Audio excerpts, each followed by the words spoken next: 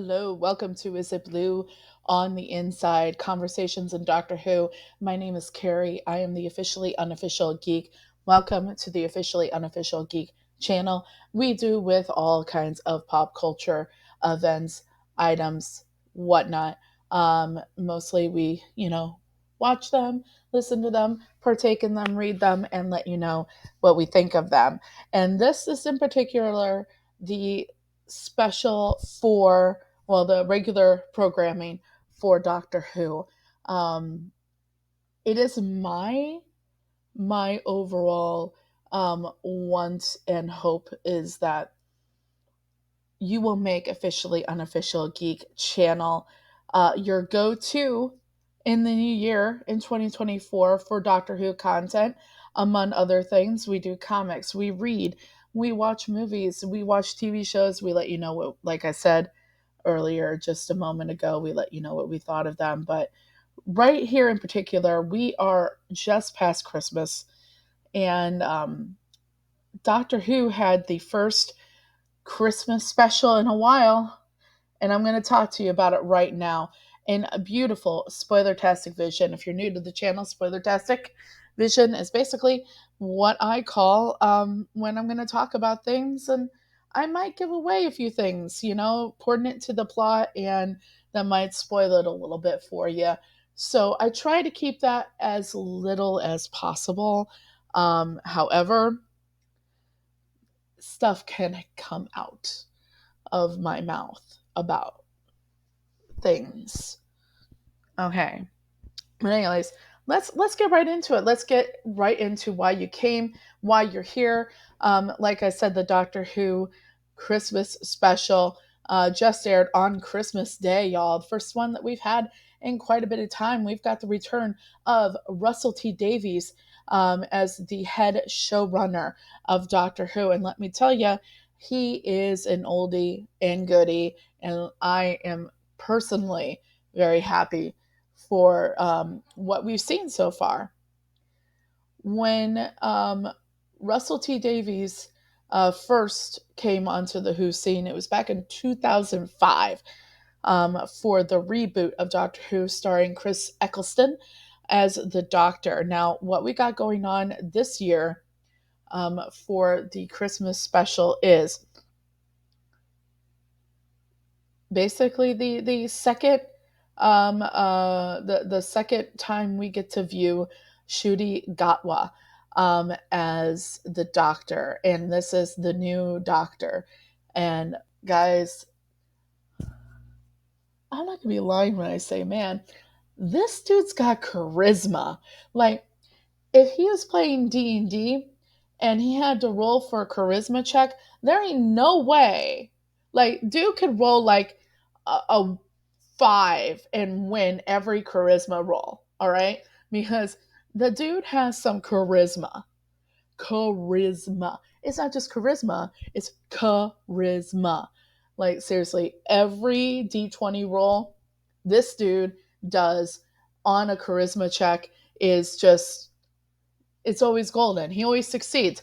This is the way I feel about the way the Doctor is looking with Ncuti Gatwa. Oh my god, that smile. Holy shit, have you ever seen teeth that healthy looking in your life? Have you? Like, seriously, if you don't know what I'm talking about, seriously, look at the first like little bits of Ncuti Gatwa in Doctor Who, or if you're go back and look at his earlier roles in Sex Education and in Barbie, the Barbie movie. He's one of the Kens in the Barbie movie. This dude just screams, "I'm your guy." Um, and then, yeah, like, this dude just screams, "I'm your guy," and it's amazing. And that's the first thing. It's just like this. All of the Doctors have had their own version of like their own ability to have that charisma. But there's just something about Ncuti Gatwa that is just screaming it. Like, quite literally just going, "Hello, I'm here. I am the Doctor, and I am going to solve all your freaking problems in an hour or less."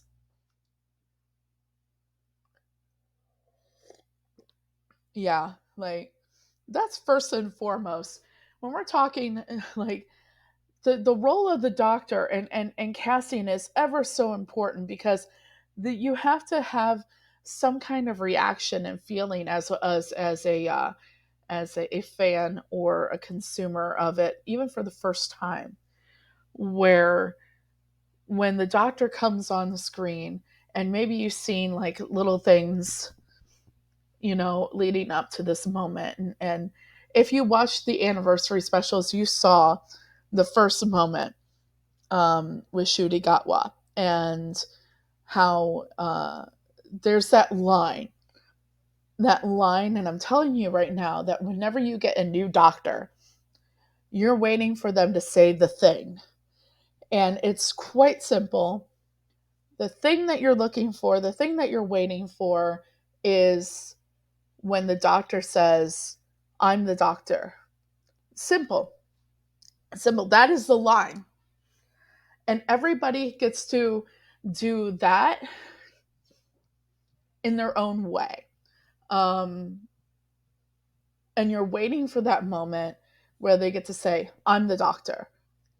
Just those three words, I'm the doctor. And man, I gotta tell you, with the charisma that Ncuti Gatwa has as the doctor, when you're sitting there and you're watching it, and he does it once in the anniversary special, but it feels like it's special, but like with it being the first one where it's just him, and you get the I'm the doctor moment. It's like, oh my god, he said the thing. But the thing is like when you're sitting there and you're watching it, like the oh my god, he said the thing moment, it's just like you feel like giggling like a little girl. Like seriously, because oh my goodness, this man is just like oozing, oozing personality. I'm I've always been very open minded to new doctors. When the new actor comes in, I'm not one of those people that's just like, oh, this is gonna be shit because he's not my guy. Um, I've always been open minded to every new doctor. Um, the thing that makes Ncuti Gatwa really exciting is that he's the first male black doctor. He is also part of the LGBTQ community. The actor himself is. Um, so this is by far, we got a lot of firsts going on here, right? And let me tell you, I can't even hammer it home enough that when he does the thing, when he says the thing, it's like you're just sitting there like, what if you were the companion? Because the thing is the companion, which we'll talk about Millie Gibson in a moment.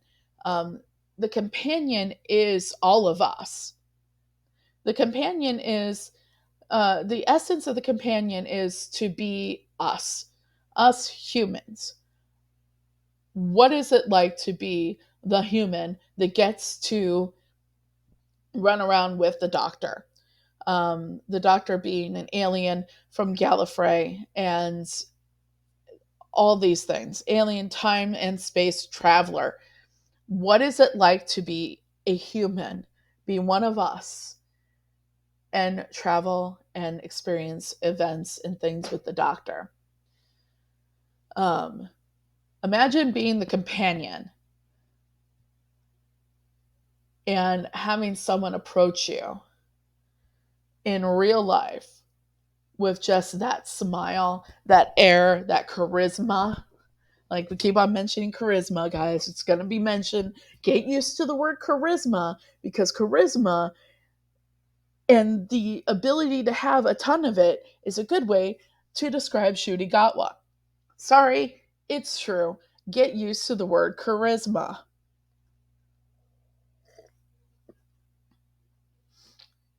But imagine being the companion and experiencing the business end of that I'm the doctor. Oh my goodness. Whew. Whew. Okay. Yeah. Uh, but anyways, let's get on with the story. So basically, this is the church on Ruby Road, and what we get to do is um, we get to meet Millie Gibson, who is playing Ruby Sunday. Ruby Sunday is the new companion, and oh my goodness, she is a lovely, and I like her personality. She's bubbly, she's outgoing, but she has a story, a past, and that basically starts from the day she's born, y'all. Okay, she gets left by presumably her mother on the front step of this church on Ruby Road, which is how she gets her name, Ruby.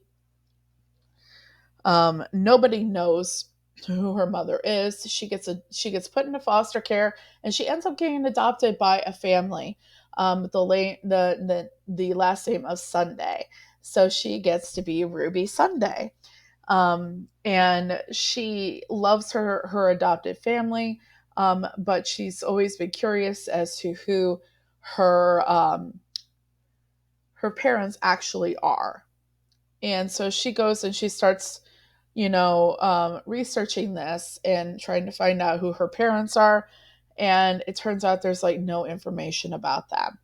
And I think that's probably going to be something that gets revisited later on, because there's one person in this world that could come along and probably help her figure out who her mother is, and that would be the doctor. Because you see a couple times in the episode the doctor actually taking the TARDIS, for various reasons, to that moment where Ruby is left on the church step and he sees the person walking away. But there's a fierce urgency of now happening in the story that he doesn't get the opportunity. It seems like he kind of plays with the idea of walking up to her, but he doesn't quite do it yet. And I think that's going to end up probably being something that gets played out later. We'll have to see. Um, so you get the background story on Ruby, and it's Christmas, and they have a new foster baby coming. The family has done a lot of foster children, not just Ruby. They didn't just Ruby and then quit after they adopted her, but they've been doing fostering and everything, like helping little babies, little kids, and everything like that, that are in trouble for a long time. They've got like over 30 kids over the years that they've helped, and they fostered. And here comes this baby right on, the anniversary of Ruby's, existence in this world, her birthday. And it's a little baby. It's this cute little baby. And throughout like all this stuff, the backstory and getting us up to date to when Ruby gets home and finds out that they have a new foster coming, it feels like bad luck keeps following Ruby, and you hear like little like chuckling going on when it happens. um and this bad luck keeps on following Ruby, and even the doctor intervenes a few times before actually meeting Ruby, and or meeting Ruby more than just like a, hey, how's it going, uh, whatever. um and when when it comes right down to it, there are goblins in the sky ship that want the baby. Okay. So just, long story short, there are goblins in a sky ship that are following around Ruby, eating off of the bad luck that she's having, but then they discover baby. And nothing beats baby for dinner, apparently. Um, so when the baby shows up, the goblins come and steal the baby, and Ruby's like, can't have that. So Ruby starts chasing them and holding on to a ladder bridge. And that's when she has her official meeting with the doctor. where he's running across the roof after her while she's holding on to this bridge, and jumps on, and he's face to face with her, and he's like, I'm the doctor.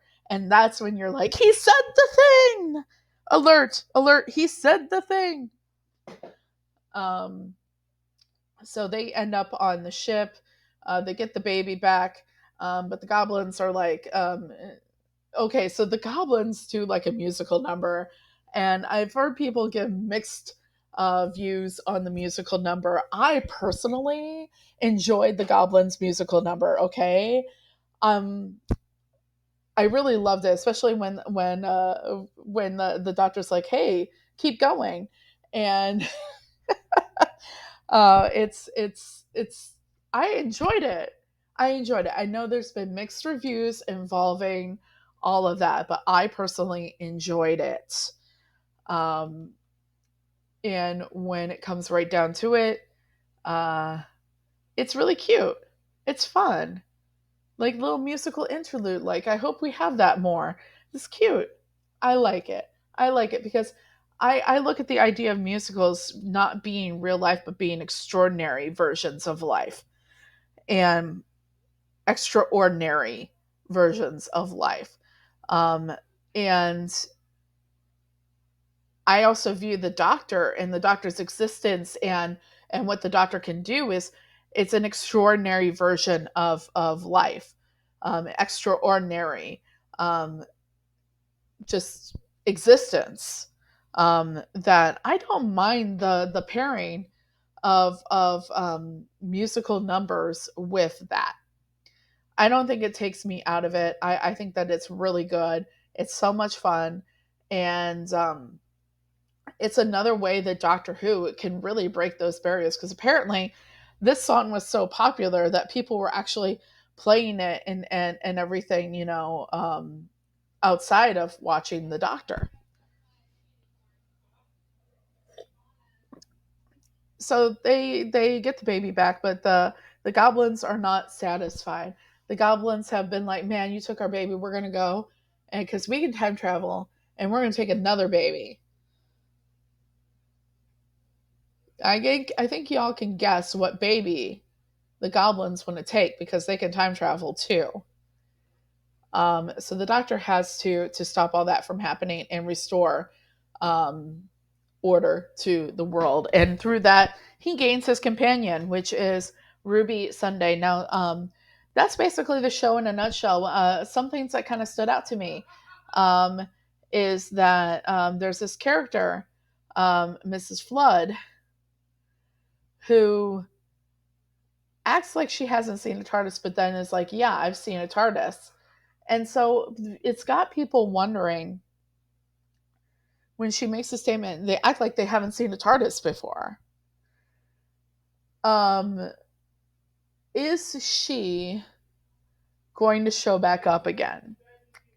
Now, one of the things that happens in the end, one of the third episode of the third episode of the anniversary episodes is that you find out that the toy maker took the essence of the master and put it in a gold tooth and stuck in his mouth. Well, what happens is in that anniversary special, the gold tooth gets knocked out, and somebody, you don't know who, ambiguously picks up the gold tooth and walks off with it.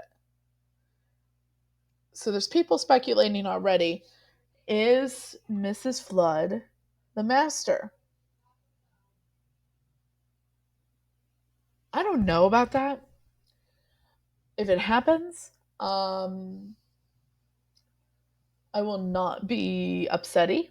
I will not be upsetty spaghetti if that's the case. I think that the actress was very interesting. I'm the master is very mischievous. Either ranges from mischievous to downright murderous. So we'll have to see. We'll have to see what happens there. Um, I love the lightheartedness of this doctor. I love where we have the potential to take this. We did find out that Doctor Who will be back in spring 2024. So just around the corner, y'all. Around the corner. We don't have an exact date. I'm going to tell you, if you're new to this, the BBC waits, it feels, until the last possible moment to let us know when the exact date that new episodes are coming. They really wait a while. So they're telling us spring 2024. Anytime during what feels like spring of 2024, we're going to be getting new Doctor Who episodes. Stay tuned to this channel, and I will obviously let you know what's going on. There's a possibility, I have not watched the new trailer yet. There's a possibility that the new trailer will have a better date, but I will have to check that out and let you know as well. But other than that, this has been a lot of fun doing this video. I hope I'm having a lot of fun watching the new Doctor Who. Um, I have a good feeling about all this, and I love the new, fresh take on the Doctor. Rolling, like I said, that charisma check and winning every time. Ncuti Gatwa, Millie Gibson, welcome to Doctor Who. And if you're new to Doctor Who, welcome as well. Welcome as well to the fandom of Doctor Who. I'm working, like I said, on some other stuff, other content on my channel. I'm working on kind of what is my grand opus, of the 30 to make a Whovian. I'm still working on that. That takes a lot of time and a lot of energy, and hopefully I can get that out to you guys before well before the next series of Doctor Who starts in spring. Um, you know what? Who knows? Maybe I can get that pounded out to you in the next couple weeks, and we'll all be able to make y'all Whovians before it's time for the next season. But what I'm hoping is, if you're new to the channel, if you've brought here because of Doctor Who, stick around, check out some of the other content on the channel. I review comics, I review books, I watch movies, TV shows, do random geeky stuff, pop culture wise on the channel. But I am a huge Doctor Who fan, and believe me, I want you coming back to me for your Doctor Who, um, you know, extravaganza of watching content. But anyways, guys, um, we're gonna go ahead and close this up right now. Thank you guys for joining me. I don't want to keep you very long. I want to make this quick, easy, painless as possible. But in the meantime, I hope to see you again. And until next time, keep your eyes and ears open. If you see something, say something. And remember, as always, the complacent never make a difference. So go out there in 2024 and make a difference. I'll be seeing ya. Bye.